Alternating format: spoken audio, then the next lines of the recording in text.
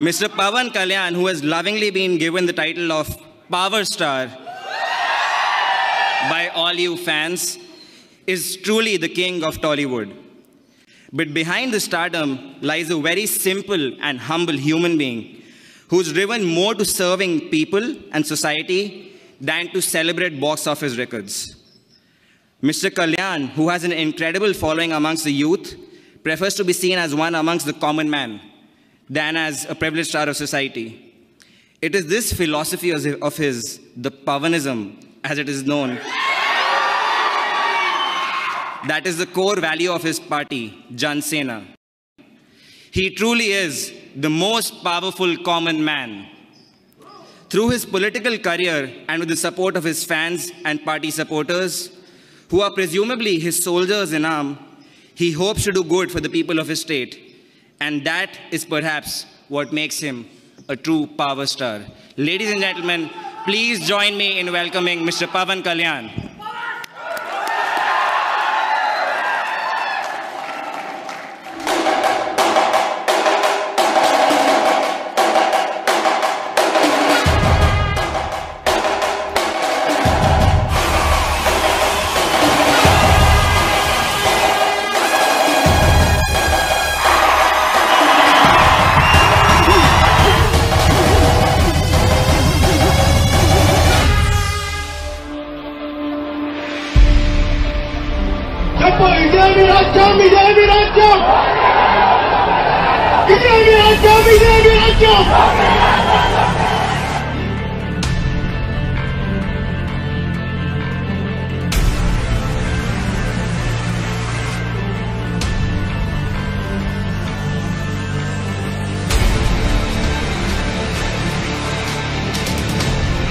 ఇల్లేమో దూరం అసలే చీకటి గాఢంధకారం చేతిలో దీపం లేదు కానీ గుండెల నిండా ధైర్యం ఉంది.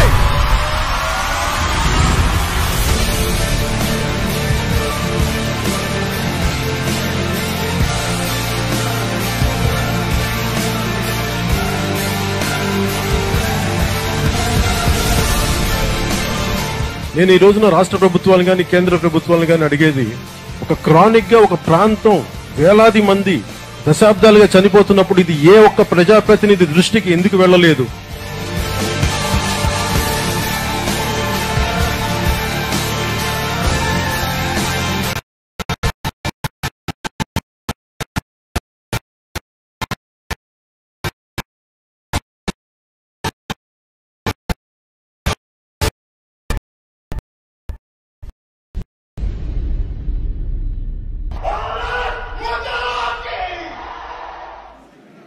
He should be here any minute. He's just backstage.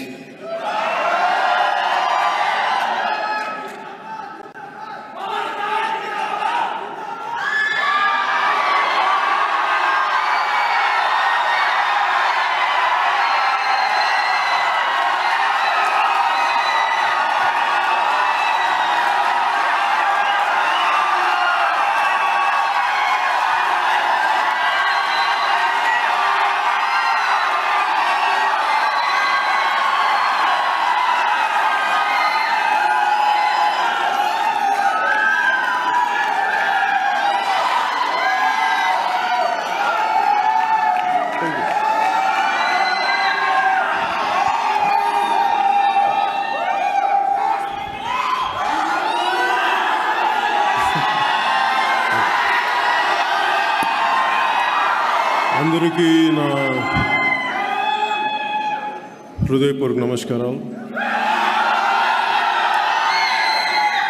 I bow and pay my respects to the God particle within each one of you.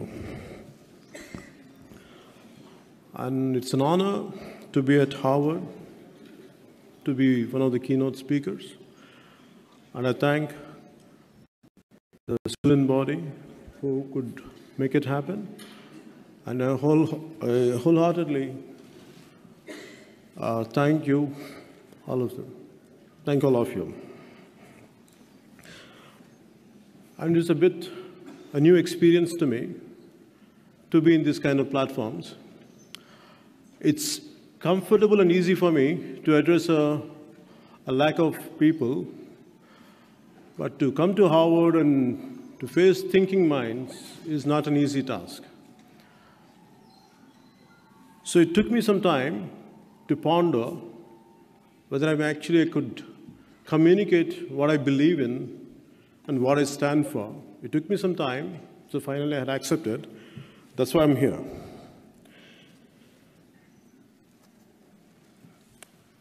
And today the subject would be the global power, India's rising global power. But I can't talk about entire India because my experiences are confined, though I know a lot about India, but my political experiences or my political realm is only within on the state of Andhra Pradesh and the state of Telangana. So I would like to communicate from within Andhra Pradesh and Telangana perspective. But to talk about the global power, first I would like what we lack in our country. There is amazing divisiveness in our country. We don't feel as one unit. For me, the reason why I came into politics was I could see the divisiveness, how it is hampering the progress. And all of us, we believe we belong to one sect, one class, or one region, or one religion, but we don't feel the complete Indianness. We don't feel, for example, the North Indian leadership, they don't know much about South India. For example, Gandhiji traveled all over India. He knows nook and corner of India. Today, how many leaders, either from South or from North, actually know about the entire India? Today, I know more about America or more about West, what is happening in the West than what exactly happening in the eastern part of India, Assam or Nagaland or Sikkim. For me, my pain is the way we had achieved freedom with a lot of blood and toil, a lot of sacrifices, and the kind of passiveness our society shows. So many problems are there. Recently, I'd been to one part of Andhra Pradesh, it's called Srikakulam district. One particular area is called Uddhanam. No one knows, not even the government, they have an idea. For the last 20 years, around more than 20,000 people died out of kidney disease. And it is some kind of, I don't know why what exactly causes that kidney disease in the people who are living in within that area, no one knows. Even I think one or two people came from Harvard and they made some kind of research, but somehow they could not completely zero down this could be the problem. And none of the political parties could address the issue. And constantly, the people were suffering. They were very poor. And no one their voice was not able to reach the governments. So somehow they had approached me when I went there. After seeing their pain, after seeing what they're going through, when I addressed the issue, at least the government machinery had moved and trying to do something now. And this is the plight of our nation, and this is the kind of complacent attitude what our political leadership does to our country and to our state. And for me,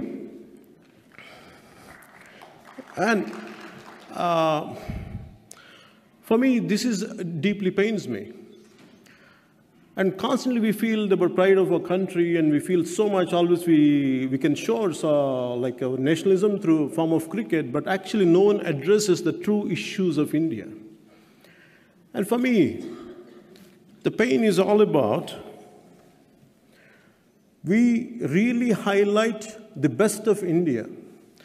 But deep down, there are so many issues. I'm talking about today about India is a global power, a rising power.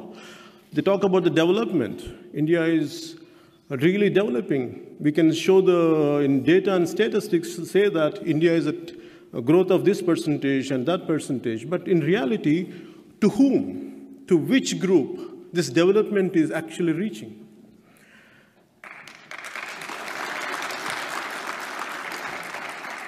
And we can promise, in every political situation, they say that they're going to promise that we're going to bring down the moon for you. We're going to show this. But actually, in reality, people don't ask for big things. In 2007, I was working for another political party, an outfit which was established by my brother. When I went there in a district in Telangana state, it is a complete tribal district. And like any other guys, even my party people told me, please, you have to address, let us go to one of the tribal villages, let us see that as a party, what we can do for them. And first time, I had seen people struggling because they're saying that we're going to give you the best schools, we're going to give you a best education, we're going to do that. And as all the election rhetoric. So after some time, there was an old lady who was like, blinded right from her childhood. She was around 60-year-old. And first time till then, I never knew people without eyeballs, actually they can cry. It never came into my experience. I'm not a science student to understand. First time that lady was crying, I said, guys, I don't know what you're going to do, but we need just water. They're requesting to have a basic water, nothing else. We don't want anything. We need drinking water. To get a drinking water, we had to go all the way to a few kilometers away, and we are struggling. Could you get us water? That deeply pained me. But like I heard about it, I went back to another constituency, and they put just a few kilometers away. I'm talking about from that place. It is the next meeting I went. It was of 60 kilometers away, and they put this kind of mineral water bottle in front of me, and I felt so guilty. They're lacking of water. Here I get a mineral water. I felt like a criminal. And I know somehow I lost interest in the political process. I only told my friends and someone who were following me, I said, can we do something till we get into whether we don't know whether we're going to win or not, but at least can we do something about it? And luckily, a few friends came forward and some who could identify water bodies underground, they were there. And within no time, they could dig a borewell. In the next 1 week, they had a drinking water there. For me, here, what I'm trying to tell you is, if I, as an individual, if I could do that much, can you imagine the power of machinery? Can you imagine the power of government, what they're capable of doing? Then I said, what made them not to go ahead and do it? Because nobody, not that I'm saying the entire political class is like that, but majority, they don't have great interest. For them, what is the next move? What is the next way to earn, to get benefits? It is like the apple polishing attitude of our political class is really denying the development of the underprivileged. And this is what really pains me.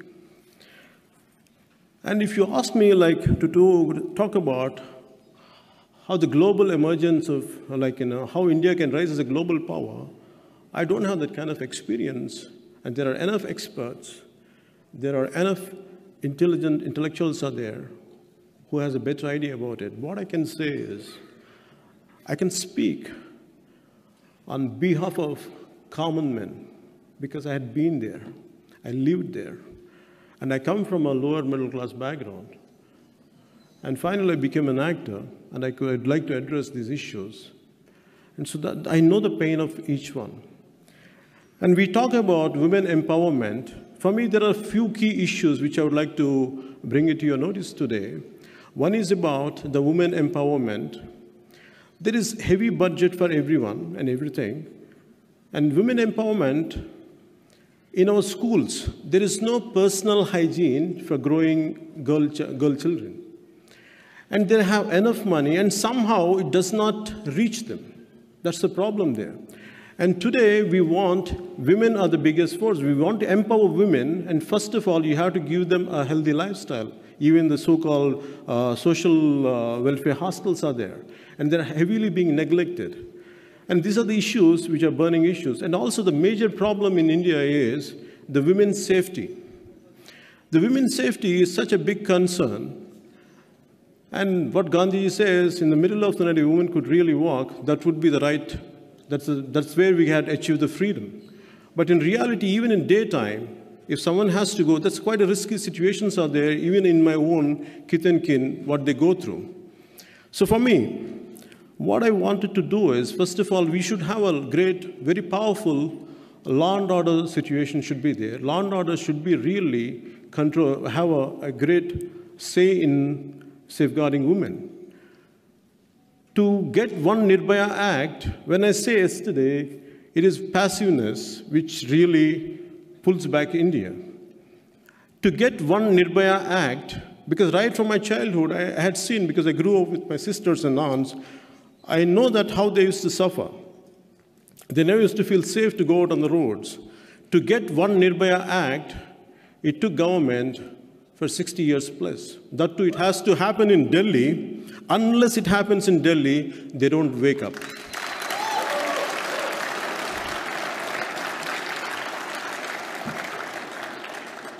Everything cannot happen in Delhi to make them understand. They have to feel the country, they have to feel the pulse of the country, they have to feel the pulse of people, which is missing. And recently I was talking about for example, the state has been divided. I come from unified Andhra Pradesh. When the state has been divided, what they did was, right from 69 to 72, both the states want to get separated. This is an example I'm saying, how the complacent attitude of our political class. It took them, from 69 to 72, both the states wanted to get separated. They want to have their independent state. But somehow the government, central government said, they made them to be together. After some time, they had their own problems, different, because they could never, whatever they had promised to make them together, no one had fulfilled. So what exactly happened? Within no time, by the time I was growing, they started hating. Imagine the same language. We speak the same language. Just the dialect is different. And they started, and the problem is, whatever they had been promised, it was not fulfilled. Suddenly the anger was being shown on another region people, which is no fault of theirs. I don't belong to that generation. I don't know what exactly happened around 40 years back. It was not under my control. But I'm facing the problem today. Somehow, it was quite painful, because why? We'll say India has to be one. We should feel the oneness here. One way they say in India, the Constitution says we should be together. We should be as one individual entity and force. But in reality, they keep on dividing. As long as the divisive politics or vote bank politics are there, these kind of issues keep arising, and India's progress will be taking a back step. We go one step forward with this kind of divisive and vote bank politics, constantly constantly looking at people as a vote bank. For me, I know a lot of political leaders, they don't look at people as people. People are filled with emotions, people are filled with a lot of pain, people are filled with love. But what they look at them is, that's my vote bank. This particular caste is my vote bank. That particular region is my vote bank. They don't see them as humans.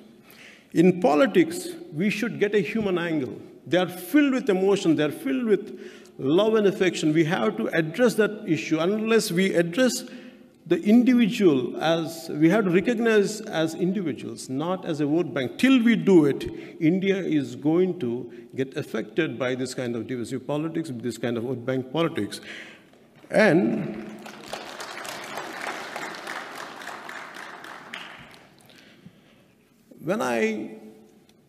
after seeing this, because for me, the reason why I came into politics was, I don't want another generation, the future generations has to suffer like me.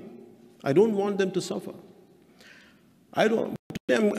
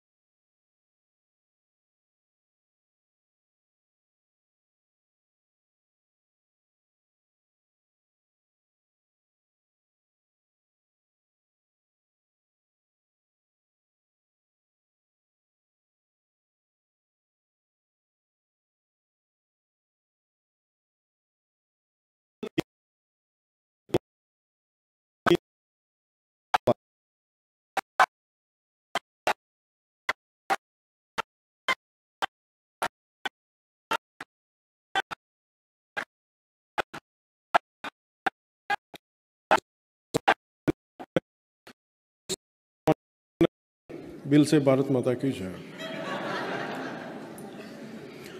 Before finishing, I would like to say this.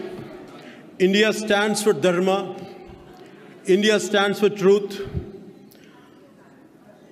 We are the land of Himalayas and historical Vindhyas. We love everyone, but we fear none. We respect everyone, but we surrender to none. And thank you. Bharat Mata Ki Jai.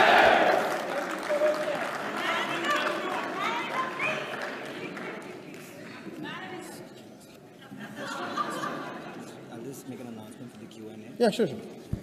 Hi, so we have about 15 minutes for Q&A. I don't think we'll be able to take all questions. We'll start one that side and then one this side. So we can start that way.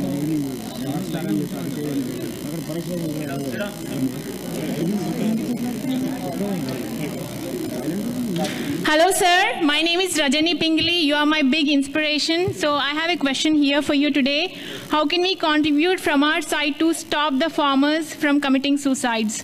How can we make the efforts of us and support from here and Janasena integrated with it so we can conquer this problem?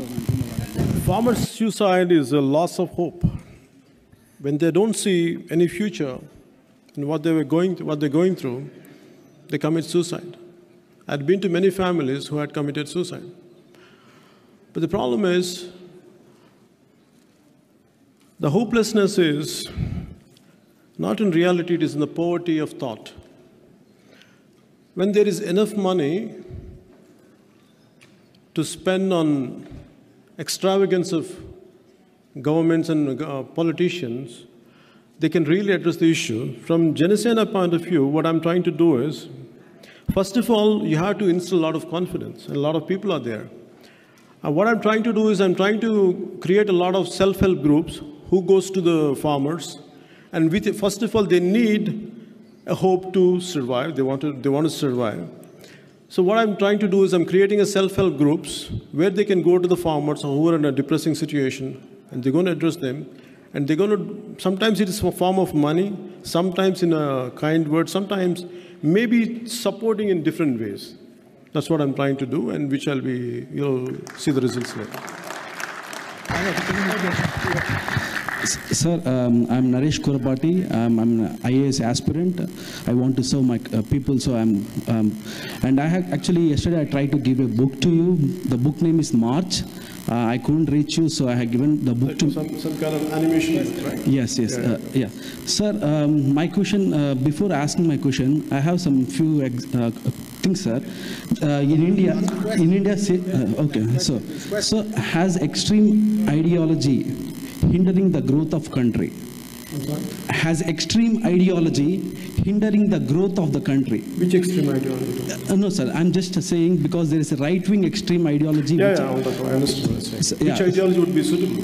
Yeah. So there is no same-sex marriage in India. Same-sex marriage is illegal in India. So there are 4.2 third genders which doesn't have private rights in India, and there is a forcible nationalism that you have to stand up for playing anthems in everything. And there is an extreme left-wing ideology hindering the rights of tribes and killing policemen. So there are like extreme ideologies. And my question is basically there are extreme ideologies which are hindering the growth of the country. So I would like to know your opinion on that. Thank you, sir. You're shot like a machine gun. You spoke about right-wing ideology, you talk about the extremities of ideology. That's a problem in our country. India is a complex country. We have so many verticals. There's so many thoughts or prevailing thoughts in a society. Not one ideology is going to unite all of us. But the problem is we have to understand one left-wing or one right-wing doesn't really help India. Somewhere, understand, you have to be on a middle path. You have to understand both the extremes. The problem is, when you're saying, where is the need for a right wing? In right wing, if a fundamentalist of any religion, it could be any religion, for example, I don't want to name the man, individual or name the religion, but that man was really putting down one religion, gods of one religion.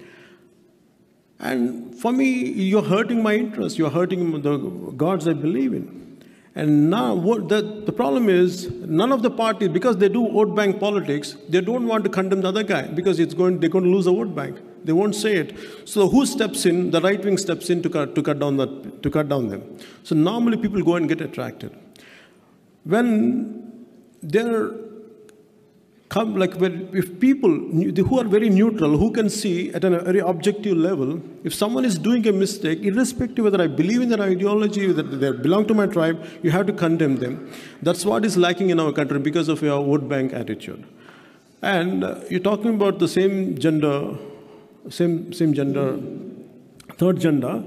See, in India still, it's very painful. Yesterday I had heard of Ms. Kalki Subramaniam. It is very painful. In fact, I was giving an interview right now for the students of Howard. See, there is a women wing in our political parties. There is a men wing in political parties. There is no third gender wing. When I heard a speech yesterday, though I have a lot of empathy for them, first time I felt as a political party, I don't know, the rest of the parties had done it, I want to create a third gender wing to address their woes and issues.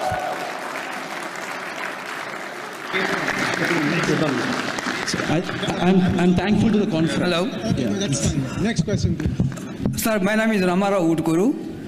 I really like your stance to fight for the special status of Andhra Pradesh. And I would like to share some quick ideas, quick in one sentence. Build a united international movement by Telugus for the special status of Andhra Pradesh. See, for me, here I'm not talking about the discrete protests in some of the countries off and on, but it should be a united. Okay. I got it. No, I'm fine. I'm sorry. See, special status issue.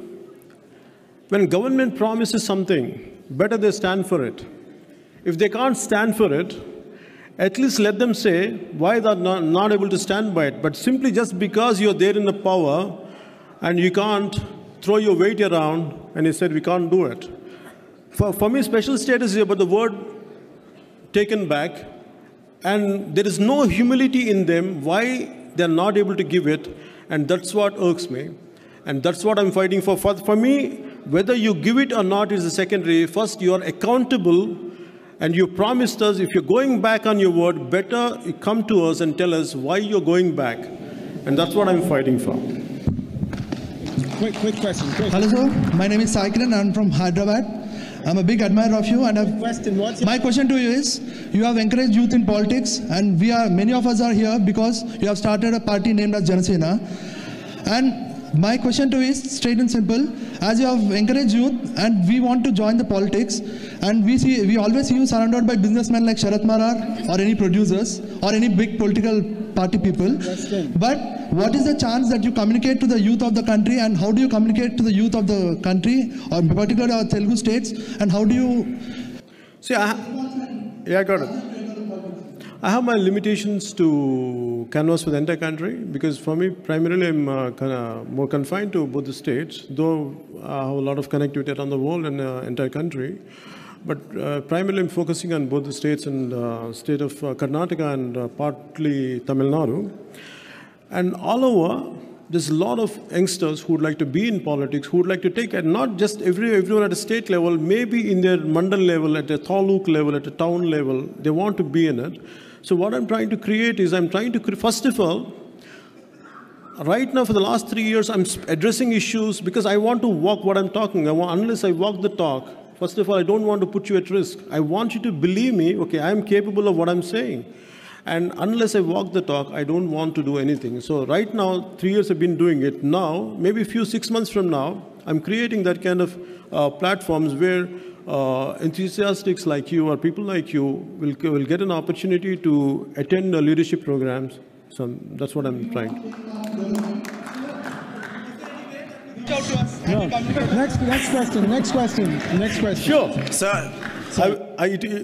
I'll reach out to you. Don't worry.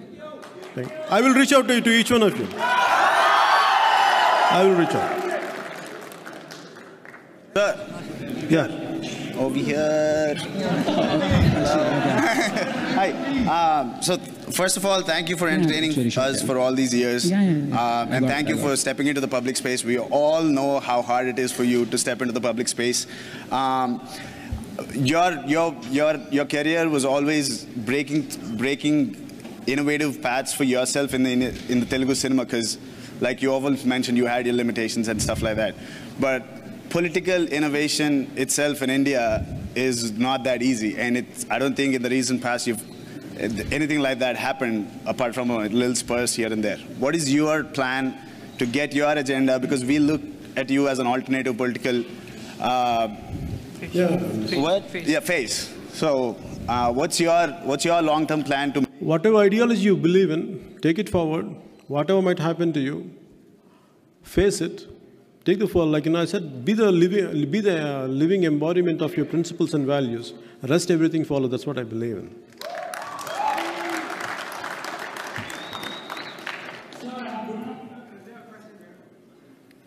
Hello, Pastor. This is Nikhil Kasuri from Campus. I had a question I have heard you say about the personal hygiene in the rural areas. So I have experienced some cases in that. Like working with Nirman organization in India, the girls there get it. So how do you want to sensitize the youth towards a better development for the society? Like a few ways. For me, how I look at it is the way I sensitized myself. I never had any political background or political when I was growing up. And I was studying society. I was studying each and every situation, what was happening in front of me, right from very trivial. It could be a very trivial incident. So I was trying to understand. And at the same time, there's a confusion in one of them was saying, like, which idea, what is the right ideology? For me, always it's a middle path.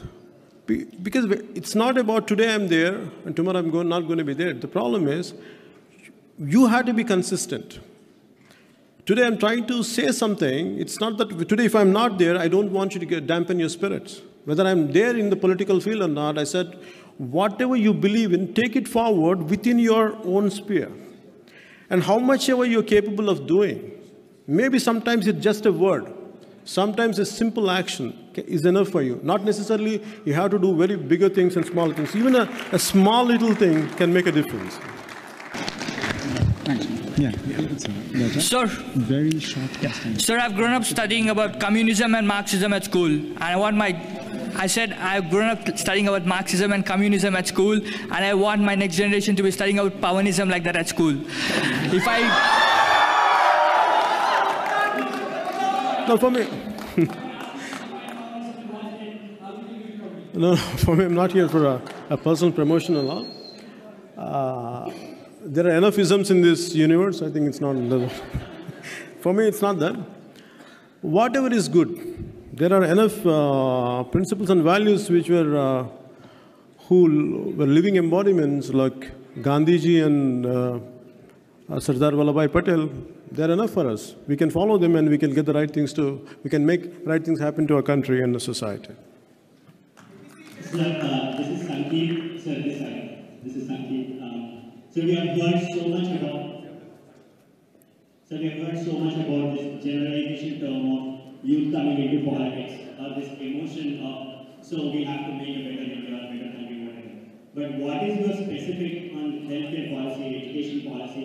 Would you be encouraging debates? Because last year there was a decrease of 59% spending in Andhra Pradesh alone for healthcare, and 19% spending decrease just in education. And we have total expenditure which came up 20% last year alone in Andhra Pradesh, and total revenue was down by 1%. So this is a bigger, broader perspective of it. Would you encourage debates rather than just going out and talking about emotions, and would you create that platform of actual debates and actual policies?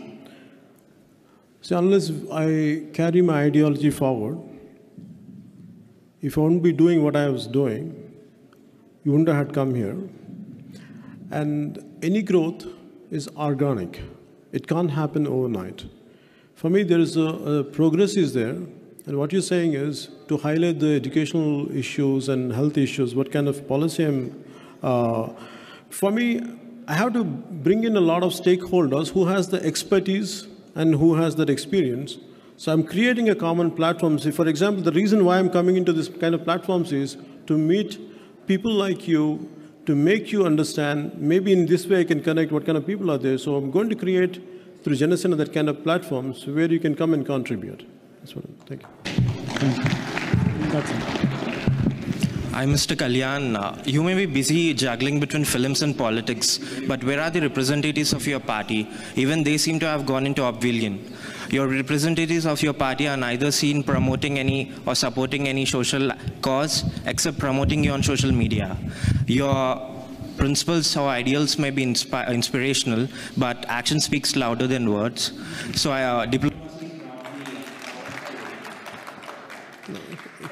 Can you make it? You're trying to tell me. Can you explain to me, please, one more time? Everybody get a chance. My question is, you're busy juggling between films and politics, but your representatives are nowhere seen supporting or promoting any social cause except promoting you on social media. Without, do you think, just me alone, do you think I'm able to come this far without any supporters? These are not all my supporters.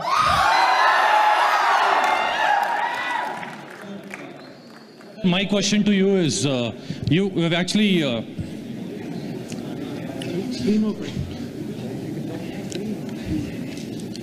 Sir, my question to you is, you've given the reasons why, you want to enter into politics, because the politicians being corrupt and also the whole system being corrupt.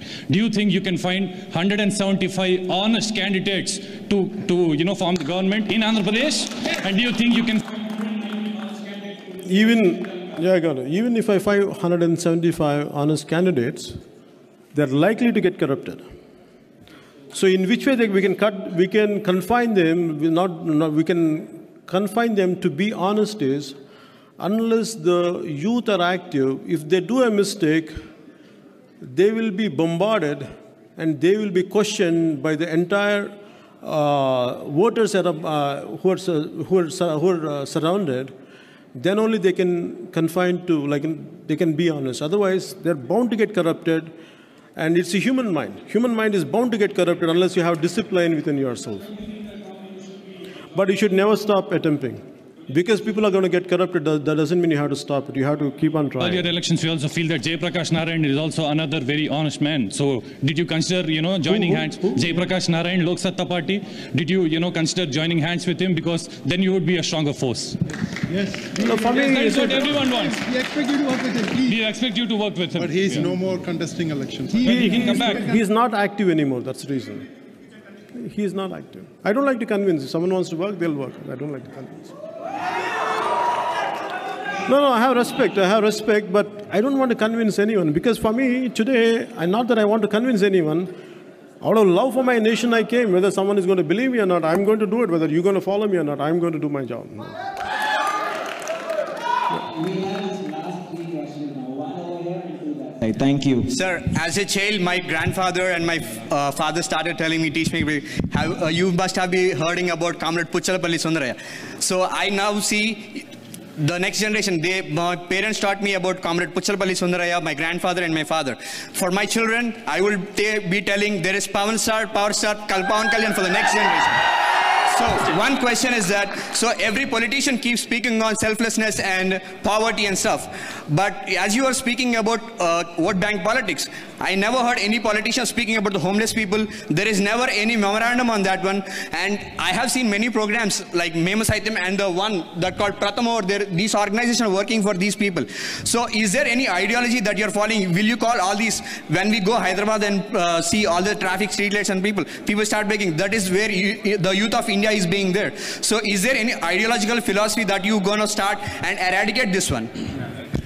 So to eradicate any issue, it's not an easy job. You have to be pragmatic. And it will take time. Though I have the will and heart, though I have the heart to do it, unless I create a lot of stakeholders to address the issue, it will take time. Thank you. Hi, sir. My name is Shashidhar. I am from India. I just want to ask you one question. You want dedicated youth to enter into the politics. So if I am suppose leave everything here, settle life and come to India and want to join Janasena, how are you going to support me? Like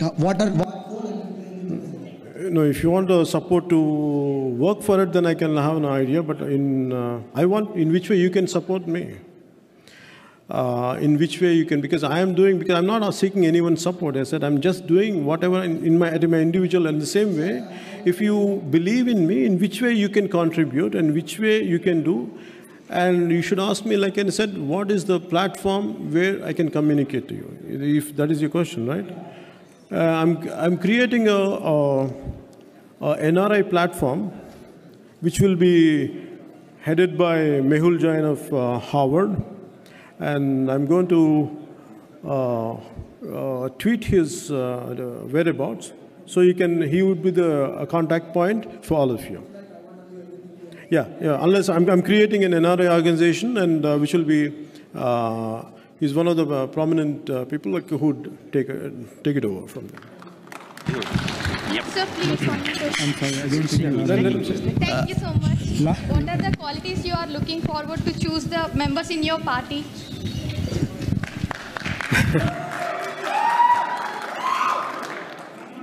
A love for nation and commitment to society. In US, how can we contribute to Janasena? Stop. Your phone call to your family back in India.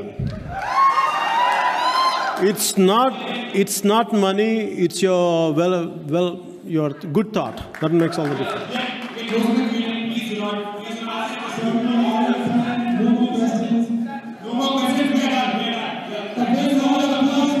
Thank you, Jai Hind.